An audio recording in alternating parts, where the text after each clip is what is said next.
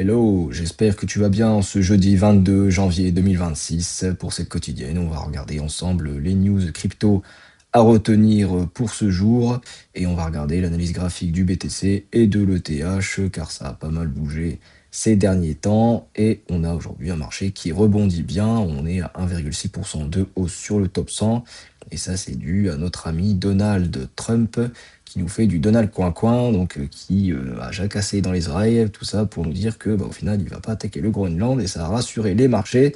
Donc ça c'est tant mieux pour nous. Et on va commencer tout de suite avec un petit rappel de ce que j'ai pu dire hier et qui pourrait inspirer nos petites retraites à l'avenir.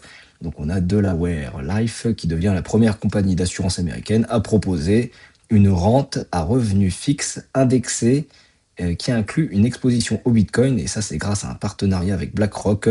Donc le produit utilise l'ETF IBIT de BlackRock, qui intègre à la fois des actions et du Bitcoin dans un seul instrument, et cela offre aux investisseurs des retraites une porte d'entrée indirecte vers Bitcoin dans un cadre de planification financière traditionnelle.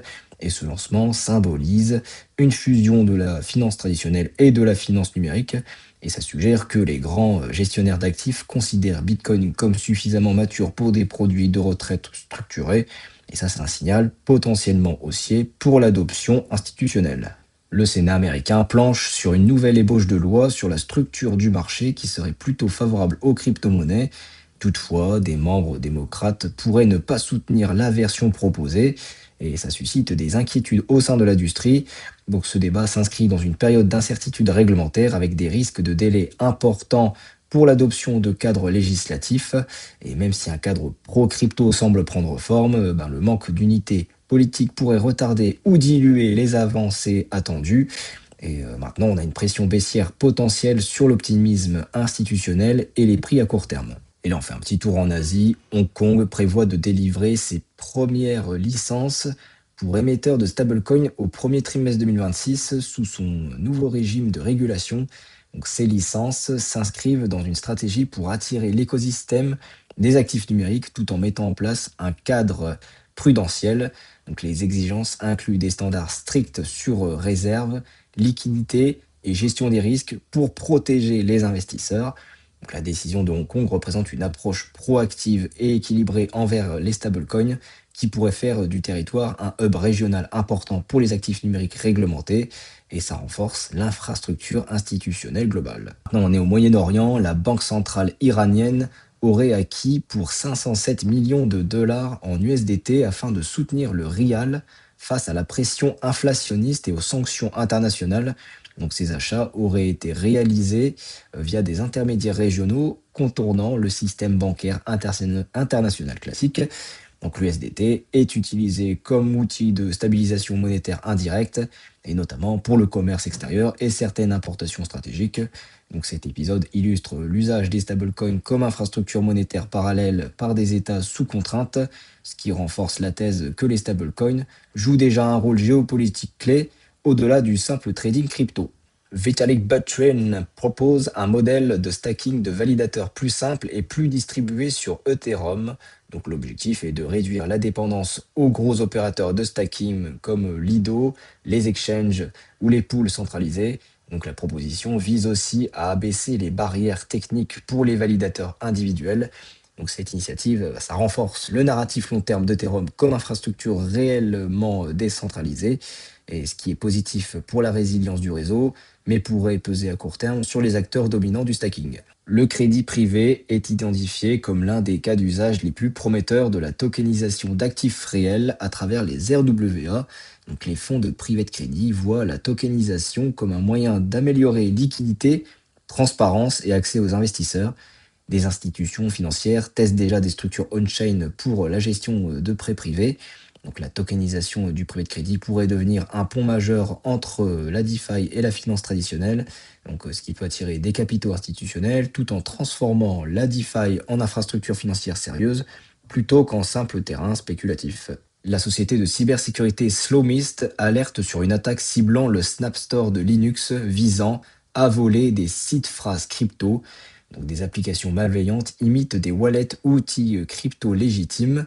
Donc l'attaque touche principalement les utilisateurs avancés et développeurs, souvent perçus à tort comme plus protégés.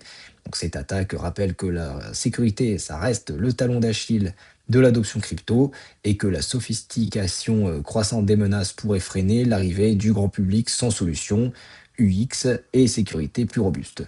Et maintenant, on est sur le graphique du Bitcoin pour l'analyse technique et voir où on en est sur les prix. On est actuellement aux environs des 90 000 dollars.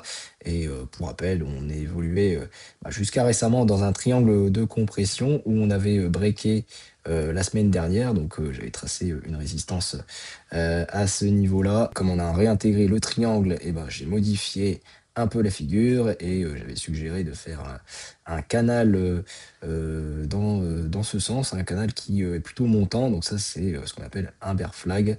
Donc il y a plus de chances de partir vers le bas, malheureusement. Donc là, même si notre ami Donald Trump s'est ravisé par rapport au Groenland, il s'est un peu plus tempéré, on a une réaction du marché positive. Sur le moyen terme, au court terme, on pourrait avoir une continuité baissière du prix. Donc là, on est dans un canal qui évolue dans ce sens et qui est en parallèle de notre droite qui matérialise le bull run là, depuis ces 2-3 dernières années. Et donc là, on va voir si ça se break effectivement par le bas, mais ce n'est pas forcément encourageant par la suite. Mais bon, comme je l'avais indiqué ces dernières semaines, on est dans un biseau d'extension en bleu qui va partir vers le bas. Donc là, vu qu'on a clôturé en dessous, on est parti pour continuer à baisser, même s'il pourrait y avoir un pullback plus fort, mais on a finalement bien rebondi dessus là récemment, comme on voit, on a frappé la résistance à ce niveau, donc on a atteint déjà ce niveau intermédiaire, et puis peut-être qu'on n'ira pas plus haut, donc voilà, le juge de paix, comme j'avais indiqué, c'était la résistance en jaune, donc tant qu'on est à l'intérieur, bon, il y a toujours de l'espoir, mais si on passe en dessous, on va continuer à la baisse, donc ce n'est qu'une question de temps. Et sur le TH, c'est la même idée. On était dans un triangle de compression encore récemment. Donc j'ai modifié la feature puisqu'on a réintégré ce triangle et on a un triangle qui est un peu plus étendu pour le coup. Et ça reste une figure plutôt baissière aussi.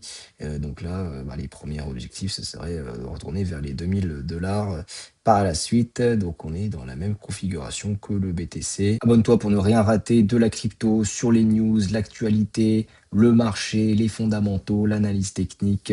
Mets des petits likes pour encourager mon travail, ça fait plaisir. Et puis je te dis à demain. C'était Benjamin, alias Black Wolf, et j'espère que cette vidéo t'a plu. Ciao, bye.